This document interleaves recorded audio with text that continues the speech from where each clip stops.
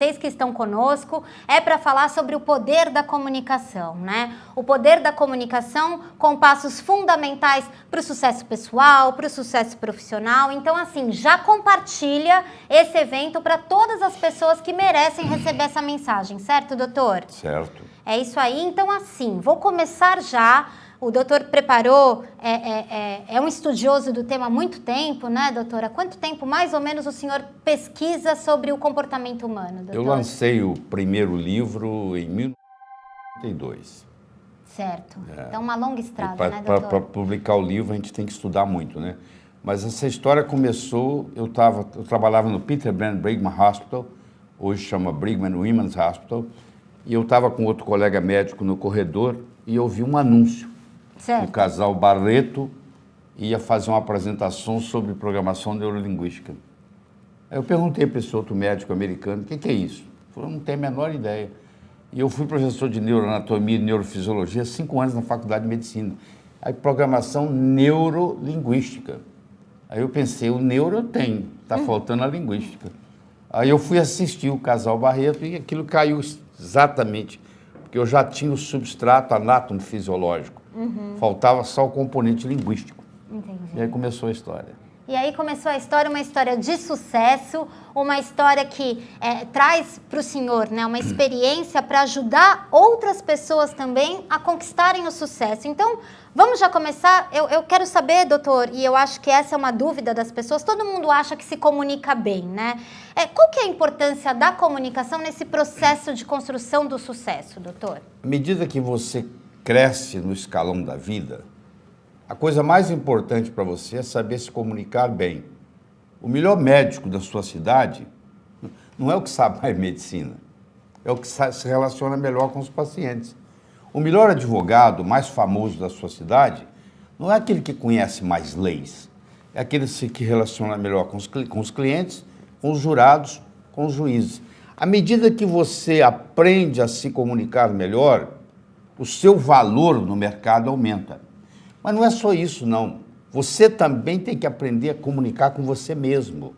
Porque você há de convir que você começou a assistir aí e tem uma conversa aí dentro da sua cabeça. Você está perguntando que conversa? Essa que está perguntando que conversa. À medida que eu vou falando aqui, você vai criando um diálogo interno. E esse diálogo interno lhe acompanha o tempo todo. Eu pergunto para você, você tem um amigo ou um crítico que você carrega dentro da cabeça? Porque tem gente que tem um crítico, ele está sempre criticando ele mesmo. E agora, se você tiver uma voz amiga que vai te estimulando, faz toda a diferença. E isso não é nada mais, nada menos do que a chamada comunicação intrapessoal. É de você para com você. Isso interfere, inclusive, na sua saúde. E tem a chamada comunicação interpessoal, que é de você para com os outros. Então, à medida que nós estudamos isso, nós vamos melhorar tanto a comunicação intrapessoal quanto a interpessoal. E com isso, o seu valor no mercado vai aumentar. Olha isso, o valor no mercado aumenta e eu quero dar uma boa noite para todo mundo aqui. Doutor, todas as pessoas te dando boa noite, falando Obrigado. que amam o senhor, que escutam o senhor, dizendo que estão precisando, né, que precisam mesmo desses conhecimentos para vários aspectos, né? Tem gente aqui que perdeu o emprego, tem gente aqui que quer montar um negócio, tem gente aqui que está doente. O senhor falou que tem uma relação da comunicação com a própria saúde, doutor? Não tenha dúvida. E como essa relação se dá? Por que com a saúde? Existe hoje uma disciplina nas faculdades de medicina, infelizmente não chegou ao Brasil, que se chama psico, neuro, endócrino e imunologia. Então, tudo está ligado. O meu psiquismo vai interferir no meu sistema imunológico. E o meu psiquismo é comandado pelo meu pensamento. E o meu pensamento é nada mais, nada menos, é um fenômeno eletroquímico, mas nada mais, nada menos o modo como eu converso comigo mesmo. Qual é o meu self-talk? Como é que eu cuido de mim? Se eu pudesse aumentar essa voz que tem na minha cabeça, eu estaria elogiando a mim mesmo, eu estaria criticando a mim mesmo. Qual a relação que você tem com essa voz? E isso, às vezes, a pessoa está notando pela primeira vez. Ela está tão no automático, um peixe que nunca saiu da água, ele não sabe que ele vive na água. Ele só vai saber que ele vive na água se alguém tirá-lo da água. Uma pessoa que está acostumada com self-talk negativo, um diálogo interno negativo, a vida inteira, essa pessoa não está consciente que ela tem esse diálogo interno negativo. E é uma descoberta, no momento que você tem uma tecla no computador que diz cancela. Na hora que vem um diálogo interno negativo, você cancela e substitui aquilo por um positivo. Quando eu escrevi o meu livro Sucesso Não Ocorre Por Acaso, que hoje está traduzido para 9 idiomas, presente em mais de 40 países, eu estudei profundamente sucesso como uma ciência. Do mesmo modo que você aprende física, que você aprende química, que você aprende biologia, você pode aprender a ser bem-sucedido na vida. Não é ter sucesso, não. É ser bem-sucedido. É diferente. Eu posso ter um cantor que tem sucesso como cantor, mas você vai ver a vida dele pessoal, tá uma bagunça. Eu posso ter um jogador de futebol que joga muito bem, que é bem-sucedido no futebol, que tem sucesso no futebol. Quando eu falo bem-sucedido, é o completo, entendeu? É o somatório da ópera. Entendi. Entendeu? Então, para você ser bem-sucedido na vida, você precisa de 6 ingredientes. Do mesmo modo que você não faz um bolo só com farinha, nem só com manteiga, nem só com ovos, apesar de cada um desses ingredientes ser necessário, porém não suficiente, a mesma coisa acontece com ser bem-sucedido. Eu preciso de uma boa autoestima, e eu tenho uma ótima notícia para você: a sua autoimagem, ela não é construída de cimento, ela não é construída de aço, ela é construída de linguagem. Do mesmo modo que ela foi construída linguisticamente, ela pode ser reconstruída linguisticamente. Segundo é a sua habilidade de se comunicar, que nós vamos discutir aqui por mais de 1 hora. Terceiro é a sua habilidade em estabelecer metas e saber transformar os seus sonhos em metas e metas em realidade. Muita gente tem sonhos, mas sonho é uma coisa que não tem data. Quando você coloca uma data num sonho, ele deixa de ser sonho e passa a ser meta. E o universo começa a conspirar a seu favor. O outro ingrediente importante é a atitude. A sua atitude vai determinar a sua altitude na vida. Então, se você tem uma atitude de cortesia, de amizade, de querer o bem de todo mundo, para eu perder, para eu ganhar, você não precisa perder, a não ser que você insista, aí é problema seu. Então, essa atitude ajuda tremendamente. A dedicação ao trabalho, o único lugar que eu conheço que sucesso vem antes do trabalho é no dicionário. Sucesso você conhece, trabalha com T. Mas, por outro lado, trabalhar só também não resolve. O operário de fábrica trabalha a vida inteira, aposenta com salário mínimo, levanta cedo, leva a comida numa marmita, né? Só trabalhar também não interessa. E o último ingrediente, que às vezes a pessoa tem dificuldade em entender, é você ter ambição. Ambição no bom sentido. É o que o japonês chama de Kaizen, melhora contínua. Hoje melhor do que ontem, amanhã melhor do que hoje. Em 1945, Hiroshima, Nagasaki, 40% do Japão destruído pela bomba atômica. Hoje o Japão está per capita entre os 3 melhores países do mundo. O que fez o Japão semi-destruído em 1945 ser hoje uma potência mundial? Uma palavra, K-A-I-Z-E-N, Kaizen, melhora contínua. Então, a ambição que eu digo aqui é uma ambição saudável, é uma ambição de fazer o hoje melhor do que ontem, o amanhã melhor do que hoje. Isso você vai passo a passo construindo. Quando você coloca esses 6 ingredientes da receita e você dá uma pitadinha do que diferencia o profissional do amador, que é paciência e persistência, o amanhecer só vem depois da noite toda ter passado, esse sucesso imediato da noite para o dia não existe, isso é uma ilusão. Então, se eu faço uma plantação hoje, planto uma semente, amanhã não virou plantinha, ela está germinando, mas eu tenho que dar tempo ao tempo. Roma não foi construída em um dia. Mas desses todos, nós não temos tempo de discutir todos, eu gostaria de focar no aspecto da comunicação. Porque na era da agricultura, mandava no mundo quem tinha terra. Na era industrial, passou a mandar no mundo quem tinha capital, quem tinha dinheiro. Hoje a moeda mudou e muita gente não se deu conta disso ainda. A moeda hoje chama-se informação. Você é rico ou você é pobre em informação. Só que informação tem duas características interessantes. Primeiro, é um produto altamente perecível. Ninguém está interessado em notícia de ontem. Já ficou velho. Já. E segundo, a informação só tem valor quando ela passa de um cérebro para outro. Qual o valor de uma moeda de ouro no fundo do Oceano Atlântico, onde ninguém consegue chegar lá? Não tem valor nenhum. Ela só vai ter valor quando ela estiver na mão de alguém. A informação só tem valor quando ela passa de um cérebro para outro. Não adianta o conhecimento que eu tenho aqui. É o quanto desse conhecimento que eu posso passar para você nesse período que nós estamos juntos. Eu sou capaz de fazer isso se eu fizer o uso adequado do processo de comunicação. Perfeito.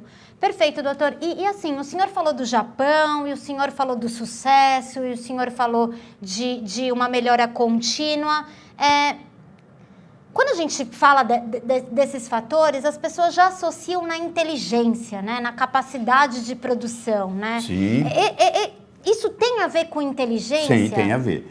Inteligência é a capacidade em fazer distinções. Se você é capaz de fazer distinção mais do que eu num certo território, nesse território você é mais inteligente que eu. O Alasca tem 49 nomes para neve. 49 nomes. Olha isso. Porque tem uma neve desse jeito, neve daquele jeito. No Brasil, neve é neve. Uhum. Se eu vivo no Brasil, eu não preciso me preocupar com os 49 tipos de neve. Mas se eu vivo no Alasca e quero sobreviver, eu vou ter que pegar essa distinção. Eu vou ser mais inteligente no que diz respeito. O professor Howard Gardner, professor de linguística de Harvard, ele fez um estudo profundo e mostrou que nós, seres humanos, temos 7 inteligências básicas.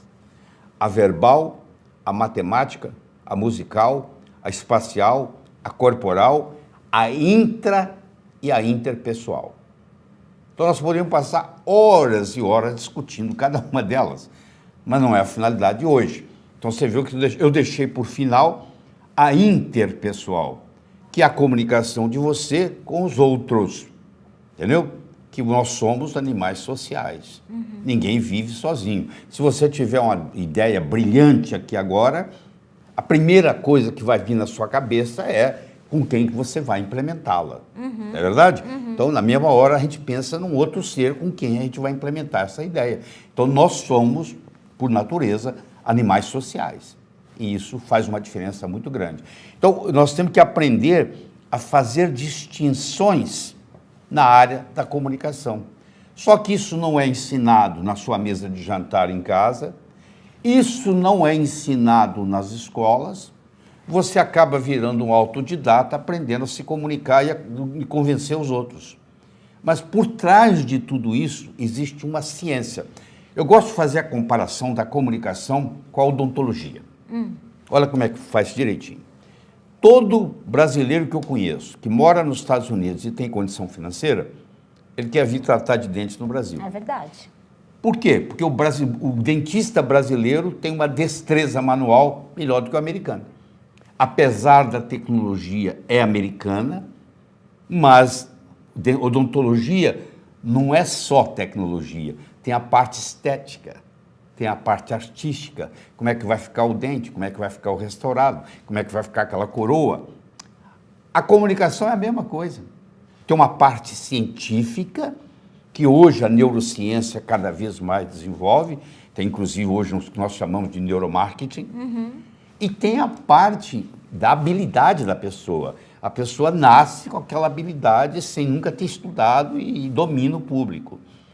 A boa notícia que eu tenho para você é que ninguém vai num berçário e diz assim, aquele ali vai ser bom comunicador, aquele não vai, aquele vai. A comunicação é uma coisa que você desenvolve com o passar da vida. Agora, se você nunca se interessou por isso, você vai estagnar. E hoje é um dia de despertar, você vai começar a escutar isso aqui, daqui um pouquinho eu vou começar a te dar orientação de livros que você vai poder procurar e de repente você vai explorar uma nova área. Porque você vai ver que a pessoa que ganha, o político que ganha eleição, ele comunica melhor, por isso que ganhou a eleição, entendeu? O médico que tem mais clientes é porque ele se comunica melhor. O advogado, mesma coisa. Então você vai vendo que o que faz a diferenciação, a diferença que faz a diferença é você ser ou não um bom comunicador. E isso pode ser aprendido. É isso que eu ia perguntar para o senhor, né, doutor? Porque quando a gente percebe, ainda que a gente não denomine, né, ainda que a gente não cite isso, quando a gente percebe que alguém tem um dom de se comunicar, olha como eu disse, é um dom, né? Parece que é uma coisa que ou você nasce com ou você nasce sem. E esse processo de aprendizado, ele é muito demorado, doutor? Não, ele não é demorado, porque existem alguns fatores, alguns pilares básicos da comunicação que, como a maioria não sabe, se você consegue fazer distinção desses pilares, você já está na frente dos outros, entendeu? A diferença fica muito rápida. Então, em pouco tempo, você nota uma diferença. Por exemplo, vão 15 pessoas para uma entrevista de emprego, só tem uma vaga. Quem é que vai ganhar? Quem é que vai ser contratado? A pessoa que soubesse se comunicar melhor. Mais ou menos eles têm os mesmos currículos, etc. e tal. Onde é que está o diferencial? O diferencial está na habilidade de se comunicar. E a pessoa pode aprender isso e ir lá e fazer, entendeu? Se você quer aproveitar esse potencial todo que o Dr. Lair está dividindo hoje aqui com a gente, por favor, compartilhe esse evento, compartilhe essa oportunidade de falar sobre um aprendizado que não está na escola, que não está nas faculdades, que não está nos cursos de extensão, pós-graduação, nem doutorado, né, doutor? É Apesar de não estar, é cada vez maior o número de pesquisa científica. A neurociência suporta todas essas mudanças que estão ocorrendo. E o senhor, né, doutor, quem está acostumado a acompanhar eventos ao vivo do doutor com a Jolivie, o senhor sempre fala da saúde, sempre quando o senhor fala da saúde, o senhor fala que a mente, essa preparação é fundamental. É fundamental para qualquer processo de cura. Você tem que ter uma saúde física, uma saúde mental, uma saúde emocional e uma saúde espiritual. Certo. É um conjunto de coisas. Tem gente que está emocionalmente abalado. Isso reflete no físico. Tem gente que não consegue se comunicar com si mesmo. Entendeu? O self-talk, o diálogo interno, está comprometido. Isso repercute diretamente no sistema imune. E o sistema imune é a espinha dorsal da nossa fisiologia. Por que 10 pessoas entram numa sala, 2 gripam e 8 não tem nada? O vírus estava lá para todo mundo, porque aqueles 8 tinham um sistema imune mais resistente. Por que tem gente que come a mesma coisa numa família, um pega câncer, outra não? O componente psicológico é muito importante. Isso está mais do que publicado hoje, tá? A mulher perde o marido e 2 anos depois tem câncer de mama. Certo. Ou separa do esposo. E 2 anos depois tem câncer de mama. Sempre a gente pergunta assim, ó, quando você vê um paciente com câncer, você pergunta assim, o que aconteceu com você emocionalmente nos últimos 2 anos? Você perdi um filho. Aconteceu sempre alguma coisa, entendeu? Que contribui. Pode ser até que se tivesse tudo certinho, aquilo seria só um baque. Certo. Mas quando combina, a causa do câncer é multifatorial. Certo. E uma delas, a que contribui, é o modo como você se comunica com você mesmo.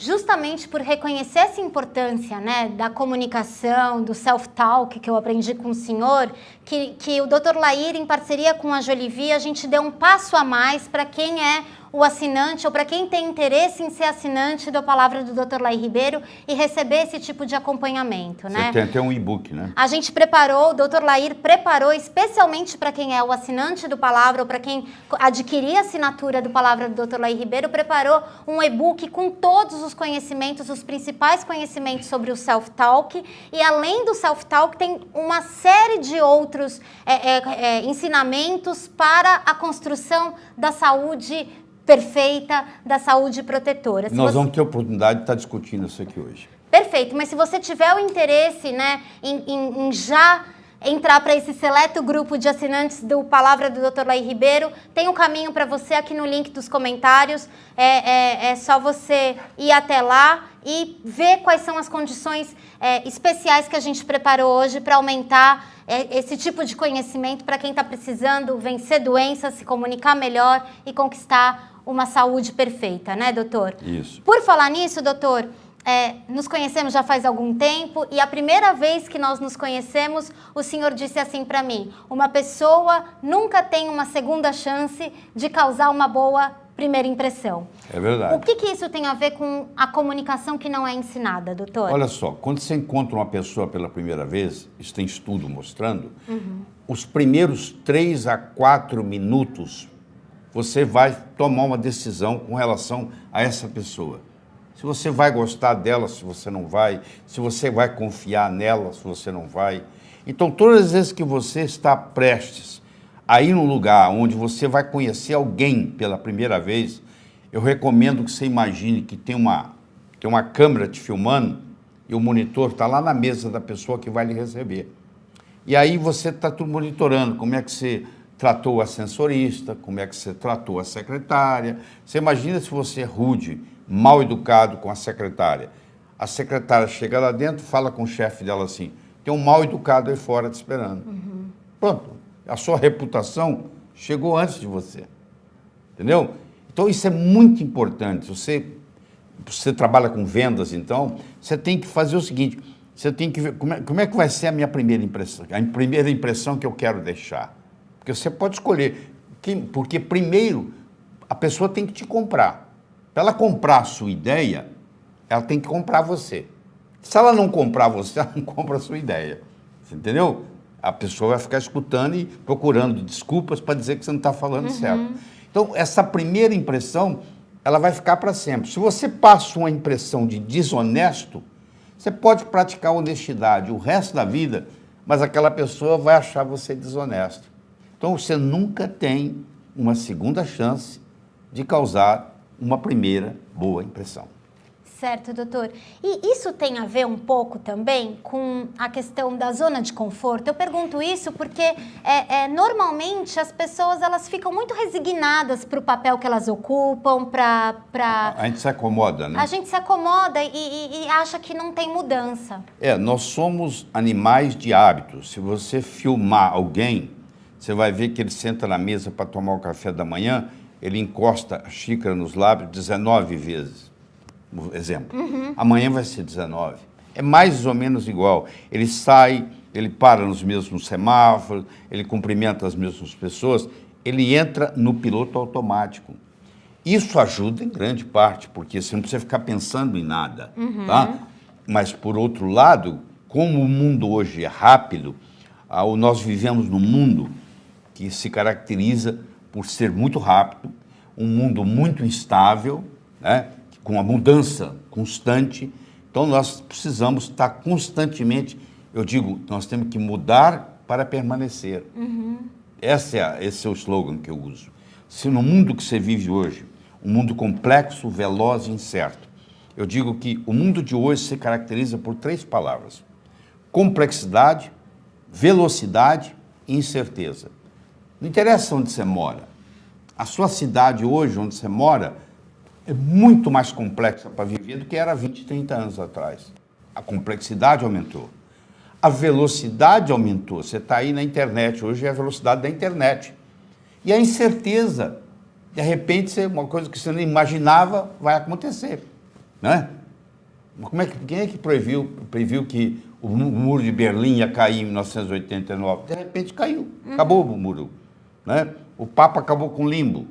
Não tinha limbo. A gente chorava porque o filho estava no limbo. Acabou o limbo. Tem limbo mais. Então, a incerteza é constante.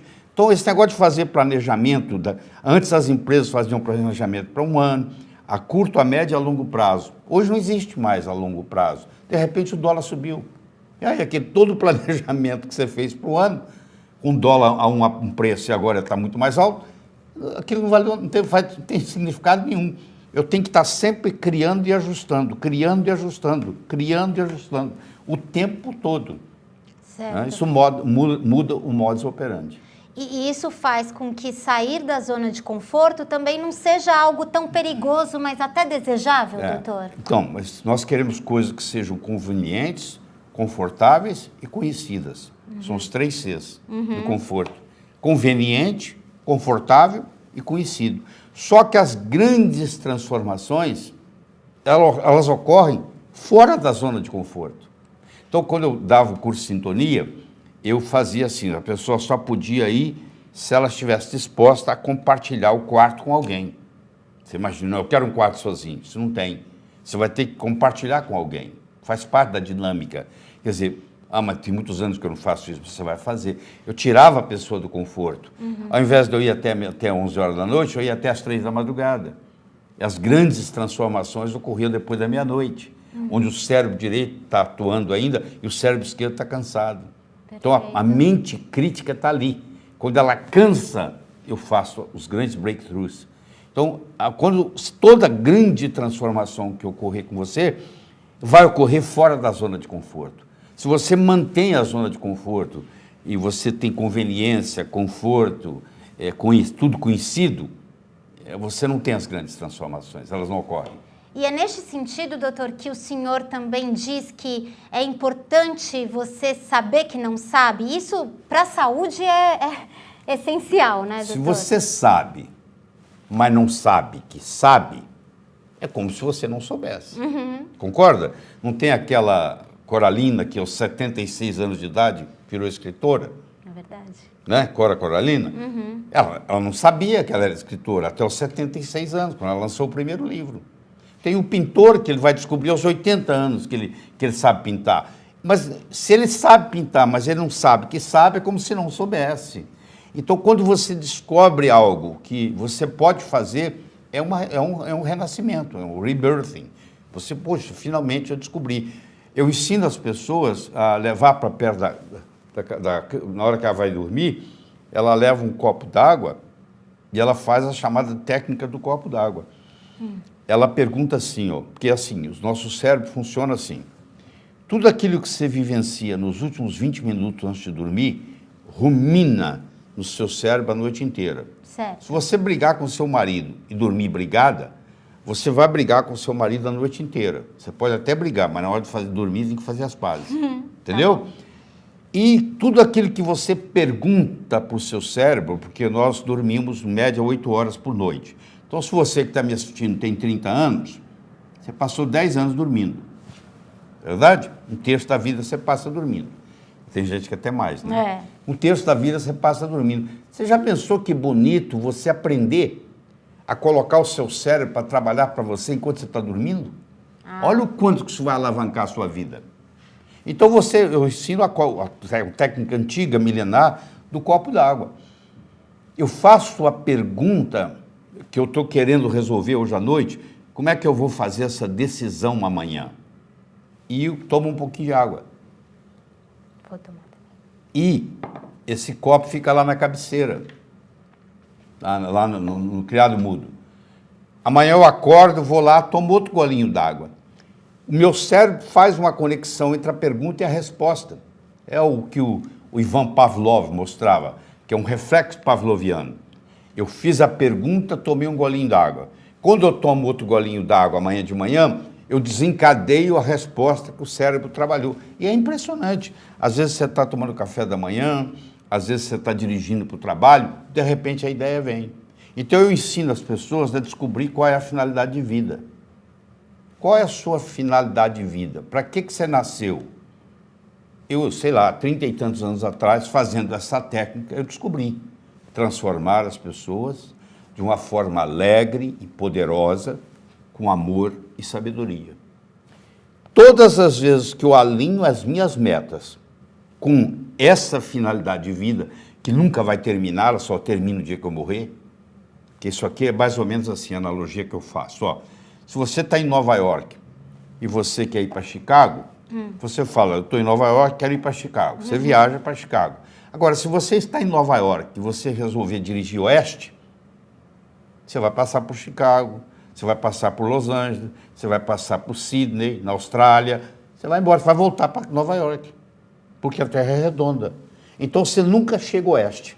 Sempre tem o oeste para você ir. Você pode ir para Chicago, você pode ir para Los Angeles, você pode ir para o Havaí, você pode ir para a Austrália. São metas. Mas se você está viajando oeste, você não termina. Nunca, porque sempre tem o oeste para ir. A finalidade de vida é a mesma coisa. Eu não termino ela, só o dia que eu morrer. Então, a minha finalidade de vida é transformar as pessoas de uma forma alegre e poderosa, com amor e sabedoria. Isso veio da minha cabeça, do jeito que eu estou ensinando aqui. Eu fiz isso, sei lá, uns 20, 30 dias seguidos, e de repente eu estava tomando café da manhã e isso desceu. Quer dizer, o meu cérebro, o meu inconsciente respondeu. Quando eu passo a trabalhar, primeiro você deixa de trabalhar, porque não é trabalho mais. Quando você está na sua missão de vida, você está de férias. Você não sente que você está trabalhando. Segunda-feira passa a ser o melhor dia da semana. É muito simples, você pergunta para uma pessoa assim, qual o melhor dia da semana? A pessoa falar que é sexta-feira, essa pessoa não está coerente com a sua finalidade de vida. Porque a pessoa que está coerente com a finalidade de vida, ela quer começar de novo. Aí você fala assim, mas vai mudar o quê? Eu falo, muda tudo. Eu pego um obstetra que está fazendo parto a vida inteira, fazendo parto, de repente ele descobre que a finalidade de vida dele é trazer vida para o mundo.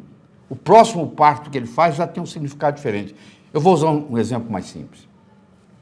Você que está aí me assistindo, está interessado num joguinho que tem uma bolinha, que eu jogo para aí, você joga para mim. Eu jogo para você, você joga para mim. Eu jogo para você, você joga para mim. Está começando a ficar chato, não está? E se eu chamar esse jogo de tênis? Mudou, né? Aquela bolinha que vai para lá, para cá, enquanto eu estou falando dela para lá e para cá, ela não tem muito valor para você. Mas na hora que eu chamei de tênis, tem milhões de dólares por trás, tem um marketing por trás, mudou tudo. E é a mesma bolinha indo para lá e para cá, mas agora não é bolinha mais, é tênis. Quando você descobre a sua finalidade de vida, acontece isso. Uma coisa que parecia corriqueira, de repente ela tem um significado totalmente diferente. E realmente, primeiro, você para de envelhecer, sua saúde fica muito boa, obrigado. Você nunca mais vai ter problema financeiro na sua vida, desaparece do seu universo físico, e você começa a contribuir para a humanidade, que é o que está todo mundo aqui. O Teilhard de Chardin, o teólogo jesuíta francês, ele dizia assim, nós não somos seres humanos tendo uma experiência espiritual, somos sim seres espirituais tendo uma experiência humana. Nós não somos daqui, nós estamos passando uma temporada aqui. É verdade? É isso mesmo. E, doutor, eu acho muito interessante quando o senhor pergunta sobre missão de vida, né? Porque nós dois ficamos muito emocionados quando a gente recebe relatos de pessoas que, por meio de uma oportunidade que a gente ofereceu, com uma aula que o senhor oferece, ou com um livro, um e-book que o senhor entrega, né? As pessoas têm mudanças tão significativas na vida. Isso faz valer a pena, né? Nós tivemos o presencial lá, né? Tivemos um encontro. Conta pra eles aí. Nós tivemos um encontro presencial. O Dr. Lair, em parceria com a Jolivi, desenvolve um curso, né, chamado Coração Anti-Infarto. E nós fizemos um encontro presencial para os assinantes desse programa do Coração Anti-Infarto e as histórias contadas, né, de pessoas que transformaram primeiro a sua saúde, né, recuperaram vigor, atividade física, voltaram a brincar com os netos. Isso foi muito impressionante. O programa Coração Anti-Infarto está com as inscrições encerradas, mas o Palavra do Dr. Lair Ribeiro, ele ainda está disponível aí para quem quiser fazer parte, com o link aqui na descrição. Mas neste evento a gente viu muito de perto gente que não andava mais, voltou a andar. Do Brasil inteiro. Nossa, Amapá, a pessoa Rondônia. sai para vir assistir 2h30 do Lair Ribeiro e voltar no mesmo dia. Impressionante. E volta no mesmo dia e com o objetivo de escutar o doutor, lógico, né, de ter uma experiência, mas também de voltar de compartilhar a história, né? Eu estava olhando até agora para a câmera errada, gente, desculpa, eu estou falando com você aqui agora e dizendo essa importância de você compartilhar a sua melhora, né? Compartilhar algo que você não fazia antes, né? E doutor, compartilhar é uma forma de linguagem, e o senhor costuma dizer, e eu queria que o senhor explicasse agora, que linguagem é o que gera ação. É isso mesmo, doutor? Primeiro, linguagem, a gente tem a impressão que linguagem descreve realidade, mas não é bem assim. Linguagem cria realidade. Você nunca vai encontrar um cachorro triste porque esqueceram o dia do aniversário dele. Ele não tem linguagem para criar esse problema. Agora, se você esquece o dia do seu casamento, a sua mulher, o seu marido vai ficar muito chateado. Isso é linguagem. Você vai ver que os nossos problemas, 99,9% deles, são linguísticos. A linguagem, ela pode gerar ou não ação. As pessoas bem-sucedidas, elas usam uma linguagem que gera ação. As pessoas que não têm o sucesso almejado, elas usam uma linguagem que não gera ação. Eu vou dar um exemplo para você. Você imagina, eu começo um discurso e digo assim, eu gostaria de agradecer.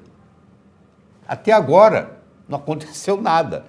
Se eu disse que eu gostaria de agradecer, ainda não surgiu o agradecimento. Agora, se eu começo a falar e digo assim, eu agradeço. Olha só, na hora que eu coloquei o verbo eu agradeço, aconteceu um agradecimento. Na hora que eu falo eu gostaria de agradecer, não aconteceu nada. Então aquela pessoa que consegue fazer tudo, aquela pessoa que todo mundo quer estar por perto, aquela pessoa que está constantemente gerando ação, se você prestar atenção, a linguagem dela é diferente. Ela usa o verbo de uma forma diferente. E o bacana é que agora que você aprendeu isso, se você, ao invés de falar eu gostaria de agradecer, você fala eu agradeço, e você para de conjugar o verbo no condicional e passa a conjugar ele no presente, porque é no aqui e agora, aliás, é o único que tem, não interessa onde você estiver, é aqui, não interessa que hora for, é agora. Você já percebeu que você vive num eterno, a vida é um eterno aqui e agora? É onde e quando? Onde? Aqui. Quando? Agora. Daqui 20 minutos eu vou estar em outro lugar. Onde? Aqui. Quando? Agora. Você nunca saiu do aqui e agora. Aliás, quando você permanece no aqui e agora, você está vivendo. Porque o passado já passou e o futuro ainda não chegou. Só existe para você o presente, por isso que chama presente. É um presente de Deus. É você saber viver o momento. Quando você aprende a viver o aqui e agora, você está feliz. Você só tem felicidade disponível quando você aprende a viver o momento. Estou aqui e agora. Se eu estou no celular e estou conversando, eu não estou fazendo nenhuma coisa nem outra. As pessoas hoje não conseguem mais viver o momento. Está aqui, eu estou aqui com você. Ó. O celular está desligado, eu estou aqui. Ó. Aqui e agora, junto com você. Esse momento é eterno. Então as pessoas, quando estão felizes, elas estão no aqui e agora. Eu quero ser feliz. Isso não existe, querido. Esse era o dia que depois que você morresse, você for para o céu. Nós vivemos num planeta chamado Terra. Aqui você vai estar aqui para enfrentar problemas. Você não pode ser feliz, isso não existe aqui. Você pode estar feliz a maior parte do tempo, se você aprender a usar a linguagem para viver o aqui e agora. Captou? Doutor, que coisa forte, né? Muito forte. Porque talvez, né, se a gente pensar nos grandes males da atualidade, né, eles estão muito relacionados com essa dificuldade. A pessoa não vive mais no momento, ela está sempre no... Você deve ter conhecido gente que está sempre em outro lugar. Ela está aqui, está olhando no relógio, está não sei o quê, está no celular. Ela nunca está onde ela está. Como é que ela pode ser feliz? A felicidade só acomoda quando você vive plenamente o aqui e agora. Chamou poder do agora. Entendi. Isso não é ensinado na escola, entendeu? Não, isso não é ensinado em lugar nenhum. E se a gente pensar, né, em ansiedade, se a gente pensar em depressão... Ó, a ansiedade é um sentimento do futuro. Culpa é um sentimento do passado. Você não se sente culpado de ter assassinado seu vizinho. Você não fez isso ainda, entendeu? Então não tem jeito de ter culpa de uma coisa que você ainda não fez. Certo. Então culpa é uma coisa do passado. Certo. Se você não fez, não tem jeito. E ansiedade é uma coisa do futuro. Você não está ansiosa por aquela apresentação que você fez semana passada? Não. Então, você vê o seguinte, se você está ansioso é porque você está no futuro. Se você está culpado é porque você está no passado. Quando você está no aqui e agora, não existe ansiedade e não existe culpa. Perfeito. E a linguagem é que faz isso. Nós somos animais linguísticos. Linguagem nos diferencia dos outros seres e nos faz humanos. O que fez o Homo sapiens foi que o cérebro foi evoluindo, chegou um momento na evolução, sei lá, alguns dizem que é 200, 250 mil anos atrás, que o cérebro cresceu numa complexidade que foi capaz de acomodar a linguagem. Linguagem nos faz humanos. Nós somos animais linguísticos. E através da linguagem, nós criamos a nossa realidade. Então, se você souber trabalhar linguisticamente, você cria a sua realidade desejável. Criar a realidade desejável. Talvez a gente precise de apoio para fazer isso, né? Com toda certeza a gente precisa de alguém que nos guie, alguém que nos ofereça o passo a passo para isso. E é esse o propósito do Palavra do Dr. Laí Ribeiro, e é isso que o senhor faz em cada edição, né? Quando o senhor prepara todas as aulas, quando o senhor traz as guias de recomendação, né? A gente já tem um acervo enorme de conteúdo que o senhor fez, muitos e-books. Está lá disponível para quem quer assinar o Palavra do Laí Ribeiro. Aqui no link da descrição existe o caminho para isso. E eu estava recapitulando, né, doutor? A gente tem vários e-books que o senhor escreveu, várias aulas que o senhor já gravou e sempre um aprendizado novo, né, doutor? Espero que sim, né? Ah, doutor. Vamos ver o dia que não é mais, né? Não, é sempre um aprendizado novo. E por falar em aprendizado novo, doutor, o senhor sempre compartilhou, e tem isso até no Poder da Comunicação, no livro que o senhor escreveu, que existe uma ideia das pessoas de sempre que os opostos se atraem, né? Mas o senhor escreveu que nós gostamos de quem nos é igual, né? Semelhante atrai semelhante. Você quer ver? A água vai correr para onde? Para o esgoto. O esgoto vai correr para onde? Para o rio. O rio vai correr para onde? Para o mar. Você vê que para onde vai a água? Vai buscar a água. Você acha que ódio vai para quem? Para quem tem ódio. Você acha que amor vai para quem? Para quem tem amor. Então, a tendência do semelhante a atrair semelhante é muito grande. Então, olha que interessante. E existe uma regra chamada regra de ouro, que na realidade, na minha opinião, ela é extremamente furada. Primeiro que essa regra não está na Bíblia. Tá? Alguém diz, isso é bíblico. Não é. Você já deve ter escutado, mas não é bíblico. Que diz assim, faça aos outros o que você gostaria que fosse feito a você. Isso é a maior mentira que eu conheço. Se eu convidar você para jantar na minha casa, eu não vou lhe servir meu prato favorito. Pode ser que você não coma. Eu vou saber o que você gosta. Então, a verdadeira comunicação é fazer aos outros o que os outros gostariam que fosse feito a eles. Cada um é diferente. O meu gosto é diferente do seu. O meu prato favorito não necessariamente vai ser uma coisa que vai te agradar. Se eu quero agradar você, eu vou procurar saber qual é o seu prato favorito. E o dia que você for jantar na minha casa, eu vou lhe oferecer o meu prato favorito. Então isso acontece em todo lugar. Quando você encontra uma pessoa, tem pessoa que aperta a mão com força, tem a pessoa que aperta a mão devagar. Bom, eu vou ver qual a sua intensidade de aperto de mão. E se estiver tocando samba, eu vou dançar samba. Se estiver tocando bolero, eu vou dançar bolero. Eu vou fazer de acordo com a música, de acordo com a pessoa, o interlocutor que eu estou conhecendo. Então, essa história de eu encontrar o interlocutor onde ele está, faz toda a diferença. Claro que para eu fazer isso, eu preciso de uma certa flexibilidade comportamental. Mas aí é que está a diferença, que faz a diferença.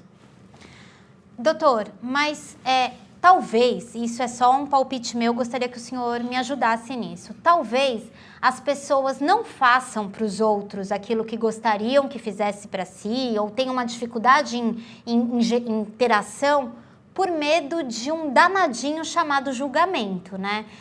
As pessoas, o senhor com maestria pode dizer sobre essa questão do julgamento, não tem isso? Sim, nós somos julgados por 4 coisas. Nós somos julgados pelo que nós fazemos. Você pode ir numa festa, você pode marcar no relógio, você começou a conversar com um estranho, você pode marcar no relógio que não vai demorar 10 minutos, a pessoa vai te perguntar, o que você faz na vida? Verdade? É isso. Então eu quero pôr a seguinte situação aqui para os nossos usuários aqui, nossos telespectadores. Olha só, eu tenho 2 pedreiros, um trabalhando ao lado do outro, na mesma construção. Eu chego perto do primeiro pedreiro e pergunto assim, o que você faz na vida? Ele fala, eu sou pedreiro. Eu coloco um tijolo em cima do outro. Eu chego perto do segundo pedreiro e pergunto, O que você faz na vida? Ele fala, eu sou pedreiro. O que você está fazendo? Eu estou construindo o Maracanã, é um dos maiores estádios de futebol do mundo, que vai ficar aqui para a posteridade. Olha a diferença. O pedreiro que vê um tijolo em cima do outro, pode passar 20 anos, ele vai continuar colocando um tijolo em cima do outro, ele é pedreiro. O que está construindo o Maracanã, eu posso te garantir que logo, logo ele vai abrir uma construtora. Ele não vai ficar colocando tijolo. A visão dele é construir Maracanã e não colocar um tijolo em cima do outro. Então, o modo como você descreve o que você faz muita diferença. Então, você pergunta para mim o que eu faço. Eu falo, eu transformo pessoas de uma forma alegre e poderosa, com amor e sabedoria. Não é a mesma coisa que fazer uma palestra. O cara que faz palestra, ele é palestrante. Eu tenho um papel transformador. Isso agrega valor ao meu trabalho. Então, se você quiser agregar mais valor ao seu trabalho, faz toda a diferença. Eu me lembro que eu estava dando um curso, eu perguntei para um indivíduo assim, o que você faz na vida? Ele falou, eu vendo bateria de automóvel. Aí ele assistiu essa parte que você está assistindo agora. Quando chegou na hora do intervalo, ele foi até a minha mesa de autógrafo e disse assim, doutor Lair, me pergunta de novo o que eu faço na vida. Falei, o que você faz na vida? Eu ilumino o mundo. Olha que bonito. Olha que bonito. Quer dizer, esse indivíduo, ele vendia bateria para automóvel, ele passou a iluminar o mundo, ele vai ganhar mais dinheiro, porque iluminar o mundo agrega muito mais valor e tem um efeito metafórico muito maior do que vender bateria de automóvel. Então, se eu pergunto para você, que está aí me assistindo, o que você faz na vida, você tem que ter um script pronto, que o modo como você responder vai agregar valor à sua profissão. Nós somos julgados pelo que nós fazemos. Nós somos julgados pela nossa aparência. Bateu a campainha, você abriu a porta, é um cara de batina preta, colarinho branco, uma Bíblia debaixo do braço. Até que se prove o contrário, você pensa que ele é padre. Você está dirigindo na highway e, de repente, você olha no retrovisor, tem um carro escrito polícia, ele está piscando, pedindo para você parar. Pode ser que seja até um ladrão que está vestindo um carro de polícia, mas você vai pensar que é polícia. Não é essa a primeira reação que você tem? Não é verdade? É isso mesmo, doutor. Então olha só. Primeiro é o que você faz. Segundo é a sua aparência. Uhum. Mas não é estar bem vestido, não. Aí que a pessoa não entende. É estar adequadamente vestido para a ocasião. Certo. Eu sou advogado, vamos supor que eu seja advogado, que eu defendo uma multinacional e os operários estão em greve. E eu vou representar essa multinacional no sindicato deles. Eu não vou chegar lá de Rolex, de abotoadura de ouro, de gravata. Não, eu vou deixar meu Rolex em casa, vou tirar a abotoadura, vou tirar o paletó, vou tirar a gravata, vou arregaçar a manga da camisa, vou abrir ela com 2 primeiros botões, vou passar no bar, vou comprar 2 chicletes de bola e vou chegar lá mascando. Se eu quero jogar no Flamengo, eu não posso entrar em campo com a camisa do Fluminense. Se eu quero servir exército, eu não posso aparecer lá com o uniforme da Marinha. Entendi. Então, o negócio não é estar bem vestido, é estar adequadamente vestido para a ocasião. Isso que a pessoa não percebe. Você imagina eu indo para a praia desse jeito aqui, ó. Não seria inadequado. Então, nós somos julgados pelo que nós fazemos, somos julgados pela nossa aparência, somos julgados pelo que nós falamos. Enquanto você não falou nada, ninguém sabe se você é inteligente ou deixa de ser. No momento que você falou e falou besteira, uma palavra falada, uma oportunidade perdida, uma flecha lançada, não tem volta. Então você tem que morder a língua, porque às vezes você dá vontade de falar uma coisa, mas depois que você falou, não tem jeito de voltar.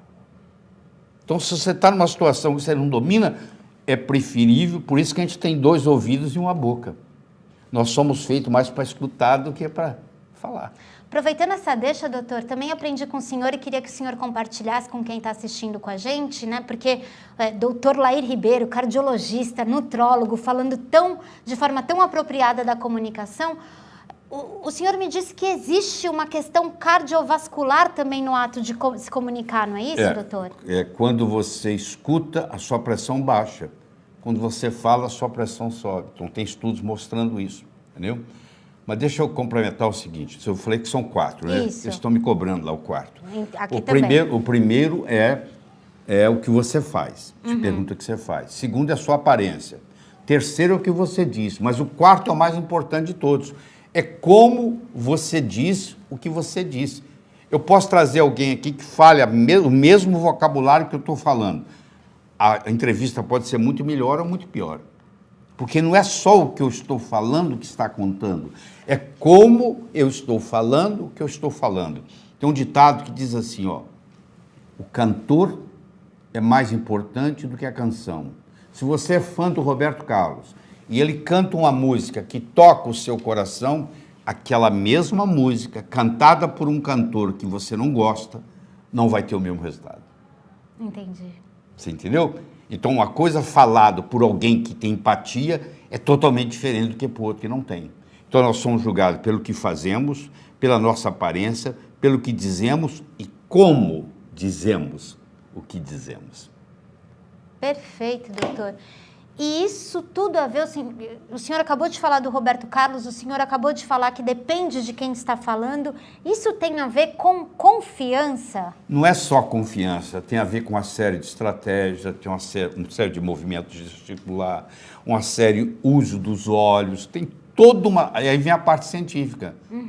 Não sei o quanto nós vamos conseguir cobrir aqui, mas tem todo um processo por trás. Entendeu? Vai me perguntando aí que eu vou te respondendo. Eu vou te perguntando e o senhor vai me respondendo. Doutor, com relação à confiança, com relação ao poder de comunicação, o senhor disse que tem uma ciência que fala que tem a relação com o movimento dos olhos também. Mas vamos fazer o seguinte. Vamos. Vamos falar da confiança no outro. Tá. Quando que eu tenho uma pessoa na minha frente, eu devo confiar nela ou não? É possível. Isso é muito... Claro que é possível. É muito importante isso, porque você há de convir que pessoas já te enganaram, muitas vezes, né? Eita. Você achou que era uma coisa e era outra. Quantas vezes já aconteceu na sua vida? De novo, de novo. Então eu desenvolvi uma metodologia para você saber se você vai confiar no outro ou não. Não acredito, doutor. Né? É um tripé. Primeiro é sinceridade. Essa pessoa fala a mesma coisa quando eu estou presente e quando eu estou ausente? Ela está falando mal de uma pessoa que não está aqui? Porque se ela está falando mal de uma pessoa que não está aqui, na hora que eu sair daqui, ela vai falar mal de mim. Então, nunca fale mal de ninguém, querido. Você não tem tempo para isso, não, pô. Você vai perder. Eu conheço site aí na internet, fica só falando mal dos outros, pô. Vê se lá em Ribeiro alguma vez já falou mal de ninguém. Não tem tempo de falar mal de ninguém, não, pô. Estou ocupado com a minha vida, estou vivendo a minha vida. Eu vou lá perder tempo para falar mal dos outros, pô. Tá? Então, primeiro, se você quer manter o presente, quem está presente, fale bem do ausente. Se você quer manter quem está presente, fale bem do ausente. Ou não fale nada. Se você não tem nada para falar, não fala. Então, a sinceridade. A pessoa é sincera ou ela tem uma conversa comigo e com um amigo dela diferente, ela tem outra? Qual é a sinceridade dela? Mas isso não é suficiente. O meu cunhado, eu estou supondo, não existe isso, estou falando aqui para explicar. O meu cunhado é um cara muito sincero. E aí ele vem e me pede 10 mil reais emprestado. Aí eu penso assim, mas ele é muito sincero, eu sei que ele vai me pagar. E eu empresto e ele nunca mais paga. Por quê? Ele não tem competência para me pagar. Ele tem sinceridade. Mas não é só isso que eu tenho que julgar nele. Eu tenho que julgar se ele tem competência. Porque eu vou pagar o aluguel dele esse mês que vem vai vencer o aluguel de novo. E aí? Resolveu alguma coisa? Não. Protelou um mês. Ele tem competência de me pagar ou não? Então eu tenho que só checar a sinceridade, eu tenho que checar a competência e eu tenho que checar a história pregressa. Eu tenho uma sociedade, agora descobri que o meu sócio está roubando. E agora eu fui descobrir que ele roubou do sócio passado também. E do outro sócio que ele teve. Então você não fez seu dever de casa, pô. Você vai ter uma sociedade com alguém, você tem que fazer um levantamento do passado dessa pessoa. Você imagina uma pessoa, vem na sua empresa e quer emprego. Você faz um levantamento, ela foi mandada embora dos últimos 3, 4 empregos por rebeldia ou por violência. E você vai contratar esse cara? Então você não está respeitando a história pregressa. Agora, se eu chequei a sinceridade, se eu chequei a competência, você tem que tomar cuidado com competência. Competência depende de área. Você deve conhecer a pessoa que é um bom pai de família, um ótimo marido, mas não paga ninguém. Uhum. Não é verdade? Ah, mas eu emprestei dinheiro para ele porque ele era um bom pai de família e um bom marido. Eu sei, mas isso são áreas, territórios diferentes. Eu quero saber no território de pagar, como é que ele é. Essa competência ela é destinada para cada território. Você não pode transferir de um para o outro. Você vai num curso meu, você gosta do meu curso, na saída você me pergunta assim, e aí, doutor Laí, qual o cavalo que vai dar no jockey segunda-feira? Eu falo número 5. Aí você pega toda a sua poupança e joga no meu número 5, ele chega em último lugar. Aí você liga para mim, pô, eu fui jogar no cavalo 5, perdi minha poupança toda. Mas eu não sou especialista em cavalo. Ah, mas eu gostei muito do seu curso. Lá eu tenho competência. Para dar aula eu tenho competência. Mas essa competência é para dar aula, não é para jogar no cavalo do jockey. Se você confundir as coisas e achar, porque você gostou da minha apresentação, eu agora vou te dar o cavalo certo, você não está avaliando direito. Agora, se eu avaliei a sinceridade, eu avaliei a competência, eu avaliei a história pregressa, eu vou apostar nessa pessoa. Eu não tenho garantia. Uhum. Todo mundo é bom até que deixa de ser. Você já teve um amigo que era muito bom, até que aconteceu alguma coisa. Está lembrado daquele caso? Pois é, mas na vida é assim que eu posso fazer. Ninguém tem bola de cristal. Mas se eu chequei a competência, chequei a história pregressa, chequei a sinceridade e deu certo, eu vou apostar nessa pessoa. E isso estabelece uma condição para confiança. Para confiança. Doutor, mas além disso, tem uma outra característica que eu não sei se é humildade, mas talvez tenha a ver com a missão, que é a predisposição em permanecer estudando. Porque o senhor, por exemplo, né, tantos anos de carreira, né, tantos anos de história, e o senhor permanece estudando para trazer esse conhecimento para as pessoas aqui, o senhor permanece estudando. Mas isso tem a ver com a minha missão de vida. Perfeito. Transformar as pessoas de uma forma alegre e poderosa, com amor e sabedoria. Então, isso me motiva a manter o estudo, entendeu? É isso que motiva a ação do ser humano. Isso, não. É o seguinte, o principal motivador, são dois motivadores que você tem. Um é evitar sofrimento, o outro é procurar prazer. Tá. Então, tem pessoa que faz as coisas com medo de uma coisa ruim acontecer. Uhum. Ele está evitando o sofrimento. Certo. Tem pessoa que, ao contrário, ela faz para procurar o prazer. 60% das pessoas no mundo operam a motivação no sentido de evitar sofrimento. E 40% operam no sentido de procurar prazer. Então, vamos exemplificar isso. Eu tenho o João e o Pedro, são dois funcionários que trabalham comigo. Certo. E eu sou o chefe deles. Uhum. E o João, eu descobri que ele evita sofrimento. Não dá para explicar aqui, porque senão ele demoraria muito tempo. E o Pedro, eu descobri que ele procura prazer. E eu vou fazer um projeto junto com o João e junto com o Pedro. Eu chamo o João na minha sala e digo assim, ô João, eu, você e o Pedro vamos fazer um projeto juntos. Deixa eu falar para você o que vai acontecer de ruim com a gente se esse projeto não der certo. Uhum. Blá, blá, blá, blá, blá. Aí eu chamo o Pedro. O Pedro já é motivado por procurar prazer. Eu digo, Pedro, você, o João e eu vamos fazer um projeto juntos. Deixa eu falar para você o que vai acontecer de bom se nós fizermos um projeto bem feito. Olha que interessante. Eu motivei para fugir do sofrimento. Do chicote. Uhum. E o outro eu mostrei a cenoura. Um é motivado pela cenoura e o outro é motivado pelo chicote. Perfeito. Entendeu? Isso você encontra em todo funcionário que trabalhar com você vai descobrir. Então, existem perguntas no meu livro, O Poder da Comunicação, eu explico como é que você descobre quem evita sofrimento e quem procura prazer. Isso não dá para explicar aqui, porque senão o nosso tempo vai acabar. Não, e por falar em nosso tempo, acabamos de passar de 1 hora, né, de conversa aqui. As pessoas já estão lamentando. Eu não vou encerrar agora, doutora. A gente consegue fazer mais algumas perguntinhas? Vamos lá. Dá para ser? Vamos então lá. tá ótimo. Vamos lá. Doutor, quando o senhor fala de descobrir quais são as motivações e tal, isso me parece que te agrega um poder, né? Um poder, inclusive, de você decidir melhor. E no seu livro, eu aprendi um pouco sobre o que é o poder pessoal e o que é o poder posicional. Tá. O poder posicional é o poder da posição que você ocupa. Certo. A pessoa é general no exército. Ela chega lá, todo mundo presta continência para ela. Chegou o general, toca uma música, etc. e tal. E todo mundo presta continência. Mas é domingo de manhã. Esse indivíduo está de bermuda, camiseta, chinelo. Ele vai até a banca de jornal comprar um jornal. Ninguém sabe quem ele é. Aquele poder posicional dele não existe. Entendi. Ele agora vai ter, ou não, o poder pessoal. Se ele tiver esse poder que nós estamos ensinando aqui, na hora que ele abrir a boca, ele se manifesta. Esse poder pessoal, ninguém tira de você. Então, você imagina, o cara é piloto de avião, ele é comandante, ele manda no avião. Tá. A vida inteira, ele trabalha 30 anos mandando no avião. Um dia, ele fez 55 anos, ele tem que parar.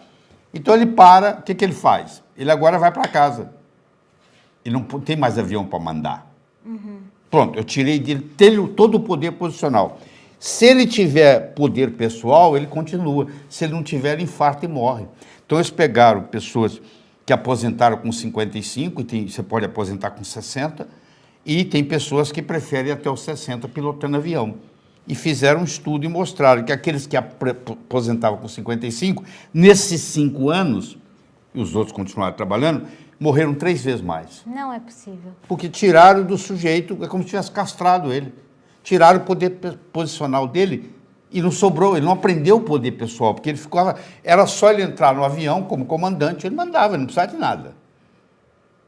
Não tem nada errado em você ter um poder posicional, mas você tem que desenvolver o seu poder pessoal, porque o poder posicional você pode perder ele a qualquer momento.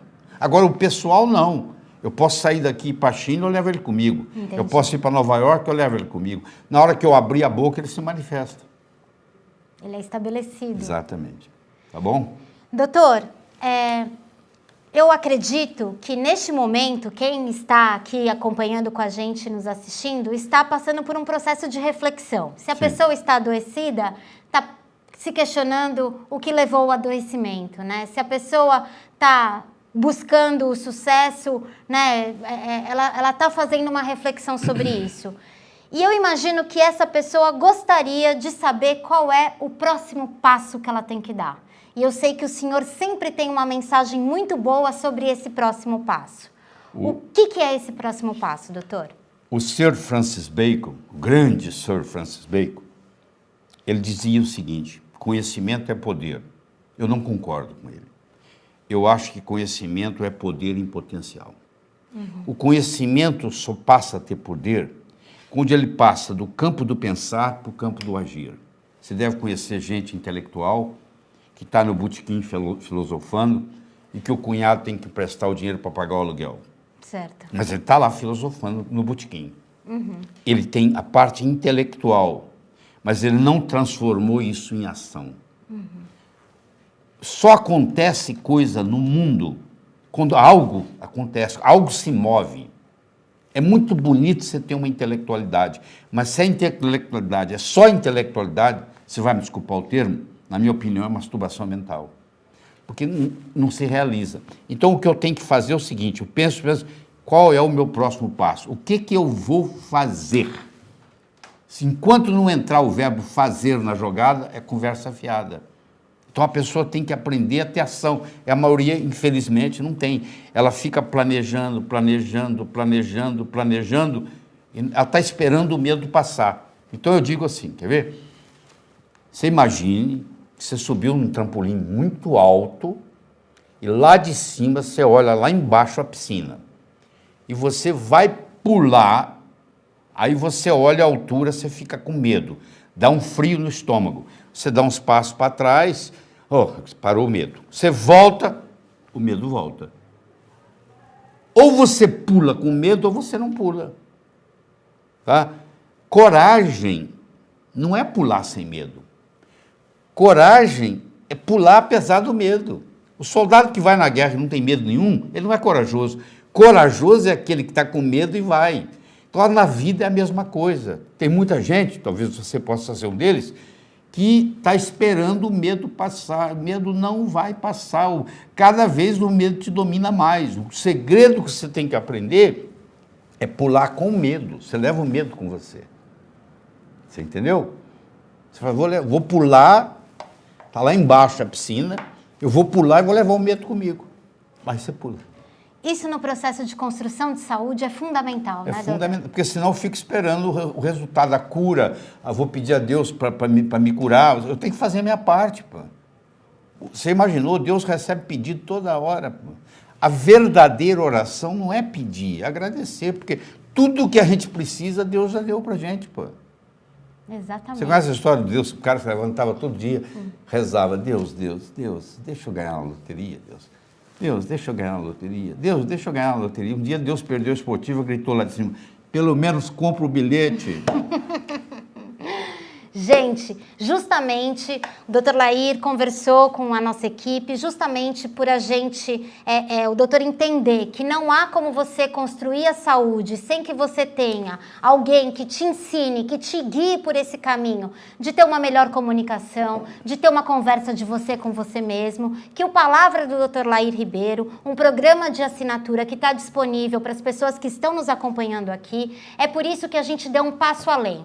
Agora nós temos as nossas videoaulas e as aulas que o doutor está o tempo todo oferecendo para você sobre saúde, mas a gente também tem um acompanhamento dos podcasts do Dr. Lair, dos e-books que ele faz e que ele tem produzido cada vez mais. Artigos semanais, os conselhos do Dr. Lair, tudo para que você consiga ter a sua mente preparada para que o seu corpo, o seu organismo reaja em sintonia com isso, não é isso, doutor? É isso aí. Se você, alimentação, o processo de detox, todo esse combo necessário para que você tenha uma vida plenamente feliz, plenamente satisfeita, o Dr. Lair está preparando aqui em parceria com a Jolivie. E você pode saber como ter acesso à nossa família, né, de assinantes aqui no link dos comentários. Doutor, muitas pessoas que estão aqui nos escrevendo agora estão falando com relação à idade. Elas acham que já passou o tempo para elas. O que o senhor pode dizer para a gente encerrar essa aula tão bonita? O que interessa é a idade que você tem aqui. Eu tenho 73 anos, me considero um garoto. Tudo é o modo como você pensa. E você tem dois tipos de idade. Você tem idade cronológica, que é a da certidão do seu nascimento. E você tem a idade biológica, que é a idade do desgaste do seu corpo. Você pode ter uma pessoa com 40 com corpo de 50, e você pode ter uma pessoa com 40 com corpo de 30. Isso vai depender da alimentação, do modo que você dorme, das preocupações que você tem. Tem gente que fica preocupado com a preocupação, entendeu? Conheço bastante. Você fica preocupado com a preocupação e vai desgastando o sistema imune. Então você tem que ver a parte física, a parte mental, a parte emocional e a parte espiritual. Se você que gosta desse ensinamento, se você que precisa desse ensinamento, mas mais do que isso, você que merece esse acompanhamento do Dr. Lair, eu te convido a conhecer o Palavra do Dr. Lair, só clicando aqui no link da descrição. Doutor, é sempre um aprendizado, um prazer, e eu fico muito grata com a sua disponibilidade de dividir esses conhecimentos. O prazer é meu. Nós estamos terminando? Estamos terminando, doutor, por conta do horário. Tá bom. E eu queria só que o senhor fizesse as suas considerações finais, que eu sei que tem algumas, né, doutor? Eu gostaria de contar uma história. Oh, que ótimo. Era uma vez, no inferno, estava havendo uma crise de recessão. Lá também tem isso, tá? Estava faltando pecador, você acredita nisso? E aí a equipe de marketing do inferno se reuniu para discutir uma estratégia de marketing para fazer mais gente ir para o inferno. E o diabo-chefe liberou para o pessoal dar opinião. Aí um dos capetas lá levantou a mão e disse, eu sei como fazer isso. Como é? É muito simples, a gente faz assim, ó. A gente faz todo mundo na Terra gastar mais. Mas o que isso tem a ver com vir para o inferno? Ou ele vai gastar mais, para gastar mais tem que ganhar mais. Para ganhar mais tem que trabalhar mais. É trabalhar, ganhar, gastar, trabalhar, ganhar, gastar, trabalhar, ganhar, gastar, trabalhar, ganhar, gastar. A vida vai passar, eles não vão evoluir, vão terminar aqui no inferno. O diabo falou, uma boa ideia, eu quero saber mais. Um outro capeta-chefe levantou a mão. Eu acho que a gente tem que fazer o seguinte, nós temos que destruir o amor próprio do ser humano. O cara não vai gostar mais dele. Ele só vai gostar do outro, ele só vai se preocupar com o outro, ele só vai fofocar da vida do outro, ele não vai evoluir, vai terminar aqui. O diabo falou, tá muito bem, também gostei. Mas tem mais alguém? Aí tinha um capetinho estagiário. Você sabe que o estagiário gosta de dar opinião, né? Levantou a mão. Aí o diabo olhou para ele, viu que ele é estagiário, o que você está querendo? Eu posso dar minha opinião? Ele falou, pode, qual a sua opinião? Eu acho que a gente tinha que fazer o ser humano pensar que ele ia viver para sempre. Aí o diabo perguntou, e o que tem a ver com pensar que vai viver para sempre, vir para o inferno? Ou ele vai pensar que vai viver para sempre e vai deixar o importante para amanhã, para amanhã, para amanhã, para amanhã. O tempo vai passar, ele não vai fazer nada, porque vai deixar tudo para amanhã. Ele vai morrer e vai terminar aqui. Aí o diabo pensou, falou, é interessante isso. Vamos implementar? Então, com a permissão de Deus, ele implementou. Sabe o que ele fez? Ele colocou na mente de cada um de nós a semente da eternidade. Você pensa que seu primo vai morrer antes de você, que seu colega de turma vai morrer antes de você, que todo mundo, que o seu sócio vai morrer antes de você, mas você não, você vai fazer um truque, vai enganar a morte. Você está procurando descobrir um jeito de enganar a morte, mas você acha que você vai ficar aqui mais do que todo mundo. Isso é consequência dessa semente da eternidade que foi colocada na nossa cabeça. Mas isso é uma ilusão. Você vai no cemitério, está cheio de gente reclamando que não teve tempo de fazer nada. Todo mundo que está nos assistindo aqui, inclusive nós aqui, nós nascemos nus, ninguém nasceu de roupa, e temos 24 horas por dia. Ninguém tem mais nem menos, pode ser o pobre, pode ser o novo, pode ser o velho. Nós temos 24 horas por dia e nascemos nus, iguaizinhos. O que você faz com as 24 horas é que faz a diferença. Então, uma vez, Andrew Carnegie, aquele que construiu o Carnegie Hall em Manhattan, foi perguntado para ele, senhor Carnegie, o senhor que é o homem mais rico do mundo, na época ele era, se o senhor tivesse que dar um conselho para uma pessoa, agora, simples aqui, para ela enriquecer, para ela ter sucesso, o que o senhor diria? Ele falou, eu diria o seguinte, toda noite, antes de você dormir, você faz uma lista das 6 coisas mais importantes que você tem que fazer no dia seguinte. Põe em ordem de prioridade. E nunca saia da mais importante até acabar. Então amanhã você vai acordar, você vai trabalhar na mais importante. Quando aquela acabar, você risca. Você vai trabalhar na mais importante. Quando acabar, você risca. Só isso. Isso aí, só isso. Você dormir à noite e falar assim, amanhã as coisas mais importantes que eu tenho para fazer é essa. Vou começar pela mais importante, porque sempre eu vou estar trabalhando a mais importante por dia. Isso faz toda a diferença. Eu espero de coração que novos caminhos se abram à sua frente, que o vento sopre levemente às suas costas, que o sol brilhe suave e morno no seu rosto, que a chuva caia de mansinho em seus campos, e até que nos encontremos de novo. Que Deus lhe guarde na palma das suas mãos. Muito obrigado. Essa é a palavra do Dr. Laí Ribeiro, mais aqui no link da descrição.